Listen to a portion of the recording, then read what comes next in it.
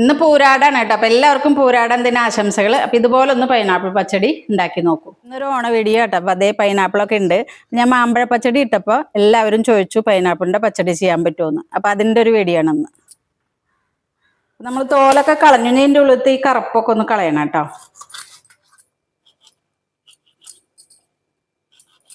നമ്മളിത് പൈനാപ്പിളൊക്കെ നന്നായി ചെറുതാക്കി എരിഞ്ഞെടുത്തിട്ടുണ്ട് കേട്ടോ. അത് നമുക്ക് ഇട്ട് കൊടുക്കാം. പൈനാപ്പിളിൻ്റെ കൂടെ ഒന്നാലോ നേന്ത്രപ്പഴം അല്ലെങ്കിൽ ഇതേ മത്തങ്ങ ഇത് ഇട്ട് കൊടുക്കുന്നുണ്ട് കേട്ടോ. പൈനാപ്പിൾ പച്ചടി തന്നെയായിട്ട് വെക്കില്ല. അതിന് ആവശ്യത്തിനൊന്ന് വേവാനുള്ള വെള്ളം ഒഴിച്ചു കൊടുക്കാം. ഒരു 1/4 ടീസ്പൂണ് മഞ്ഞൾപ്പൊടി ഇട്ട് കൊടുക്കാം. ഇത് തളയൊക്കെ വന്നിട്ടുണ്ട് കേട്ടോ. നമുക്ക് കുറച്ച് ഉപ്പ് ഇട്ട് കൊടുക്കാം. ഇത് വെന്ത് തുടങ്ങിയിട്ടുണ്ട് കേട്ടോ. അതിലേക്ക് കുറച്ച് പഞ്ചസാര, ഒരു 1.5 ടീസ്പൂണ്. ഒരു മധുരത്തിന് വേണ്ടിയാണ്. പിന്നെ നല്ലതുമാണ്, നല്ല ടേസ്റ്റ് ആയിരിക്കും കുറച്ച് മധുരം ചേർത്ത്. നന്നായിട്ടൊന്ന് ഉടച്ചെടുക്കാം.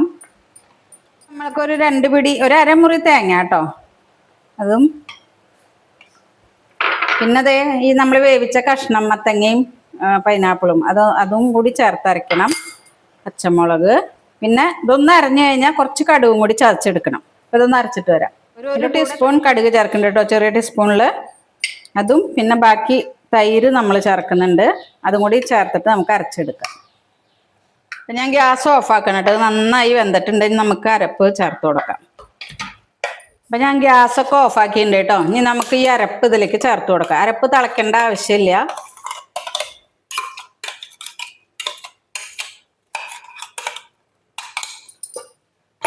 നന്നായി ഒന്ന് മിക്സ് ചെയ്ത് കൊടുക്കാം.